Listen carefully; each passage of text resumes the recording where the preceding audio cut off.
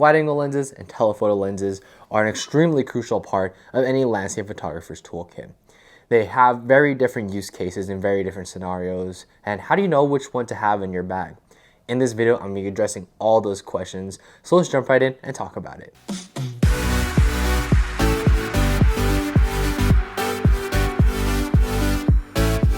What is up, y'all? It's a Project Photography back with another video, and today, the lens that you put on your camera body is extremely crucial for understanding how you're going to shoot a landscape composition, whether it's a beach landscape, a mountain landscape, snowy landscape, or anything in between. And the main options that a lot of landscape photographers use is a wide angle or a telephoto lens. In this video, I really want to dive into and talk about what you would use these different lenses for and which one you should put in your bag. So with that being said, we're going to be talking about wide angle lenses first of all, then telephoto lenses, and then which lens you should be putting in your camera bag. And then finally, we're gonna go off into the conclusion. So let's jump right in and talk about wide angle lenses. So first of all, a wide angle lens for landscape photographers will mainly be a lens on the wide end that is wider than 20 millimeters, right? So 14, 16, all the way up through 20 would be perfect for your landscape photography. The wide angle lens that I use is this 14 to 30 f4. Now, this is a lens that is absolutely stunning for me. I mean, it's the widest lens that I've ever used at 14 millimeters. And it just depends on the lens that you want, right? Some people like that compressed feeling of a 20 millimeter. Some people like that super ultra wide of a 14 millimeter. It just depends on your preference and choice. But for me personally, I'd highly recommend the wider the better normally. But of course, it just depends on what you want. So with a wide angle lens, we're going to be creating very dynamic compositions. We're most of the time going to be having more than one subject matter, right? Sometimes in landscapes, you could even have 3 or 4 and creating those extremely dynamic compositions. You're going to be telling entire stories with this lens and showcasing the entire landscape, right? We're not going to just be isolating one single subject matter. We want to get everything in the frame that we can in order to create that dynamic storytelling image that we all love. And with a wide angle lens like this, there's going to be a ton of moving parts, a ton of elements that you have to account for. For me, I'm mainly shooting a lot of water stuff, a lot of skies, those mountains in the background. I mean, we're capturing absolutely everything and anything. So it's up to you how you want to create your compositions, but majority of the time, they're gonna be extremely dynamic, extremely complex. And this is really where your compositional skills are gonna come in handy, is when shooting with a wide angle lens. And when I'm shooting with a wide angle lens, I am gonna be using a lot of ND filters with this, mainly using my 3-stop, 6-stop, and 10-stop, but I've seen photographers use 4 and 8-stop ND filters. It really just is your preference of what you're trying to do. We're gonna be doing things like capturing fast moving water. We wanna do things like isolating the water as well with a longer exposure of like 30 seconds and a 10-stop ND filter, as well as capture moving skies. And we can also do other things like focus stack with a lens like this. And there's just so many things that you can do with this lens. It's extremely versatile and a lens that I really love to use. With that being said, let's jump right into telephoto lenses. Now, for landscape photographers, a telephoto lens would be something like a 70 to 300, even 70 to 200 will work. Or even some photographers use a 100 to 400. For me, I use this 24 to 200 from Nikon. For me personally, it's the best telephoto lens that they have in their full frame lineup at the moment. They don't have a 70 to 300, so this lens actually creates some really good images.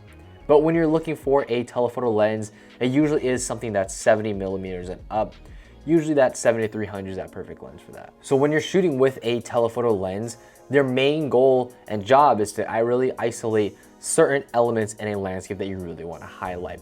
You can see the entirety of a landscape and pick out certain elements that stand out to you. For me, usually it's cliff sides and way off elements in the background. It really just depends on what the landscape has to offer. And most of the time when I'm shooting with this lens, I'm creating very simple compositions. There's nothing that's too complex. I really don't have more than one subject matter when I'm shooting with this. And usually I'm picking out a subject matter in the background that I feel like really stands out and helps to bring out some really interesting, unique features and showcase parts of the landscape that a wide angle simply can't do. I'm not trying to tell an entire story with this lens. We're really showcasing singular parts of a landscape and doing our best to put them in the best light that we can. And with a lens like this, a 24 to 200, we can also do things like create panorama photos. And this is gonna create a very interesting composition. Panoramas are not like your typical image where we're stacking a multitude of images together to get one long photo that is usually a different aspect ratio. So you'll have a very different composition around it, but also you can have higher megapixel counts. So with something like a Nikon Z6, I can get those 70 megapixel files out of it. And it's absolutely stunning. That's something I love to do with this lens. Let's jump right in to which lens should you even put in your bag? And this is a question that I get asked a lot. And quite frankly, you might tell from this video how I've been talking about these two lenses, but I put both of them in my bag. I always have both my 14-30, or now I've been shooting with a 17-28 for testing, and the 24-200. These are both stunning lenses from Nikon and lenses that I really love. But of course, you don't have to use just these two lenses. I've seen a lot of photographers go with a 20mm f1.8, as well as a 70-300. I've seen photographers use 70-200s, 100-400s, and even extremely wide angle lenses like the 8-16 from Fujifilm, which is equivalent to a 12-24. And I definitely recommend that all photographers carry both of these lenses. I mean, they're so dynamic, you can do so much with them. But when it comes to what I'm using more often, I'm using the 14-30 about 90% of the time, whereas the 24-200 is being used 10% of the time. But they definitely accomplish very different things, which is why you kind of want both.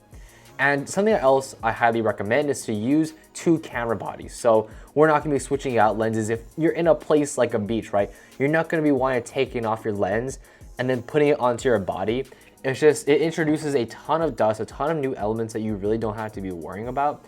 And it makes it a lot slower on your shoot. And when you're shooting landscape photography, lighting is everything. And if you can capture that light a lot quicker, then it's gonna be a lot better. But if a photographer came up to me and is like, hey, I only have the budget for one lens, which one are you gonna recommend? I would definitely recommend getting a wide angle over the telephoto. And the reason why is just you can do so much with a wide angle lens, and it'll actually make you a better landscape photographer because the compositions you're creating are so incredibly complex, so dynamic, and just not that easy to shoot. A lot of photographers that I know have tried to come with me on landscape shoots and they have a hard time because it's definitely not the way that you would traditionally think about photography. But with that being said, let's jump right into the conclusion.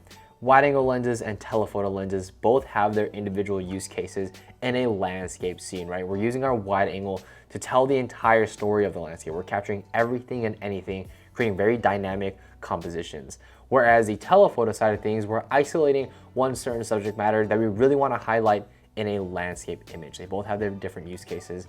And like I said before, I highly recommend getting both, but if you can only have one, it's that wide angle lens. But with that being said, these lenses are just tools. They are tools for us to shoot the images that we want and showcase the world in a way that other people simply can't see. The world is your canvas, and these lenses are simply the paintbrushes that you use to paint a beautiful scene.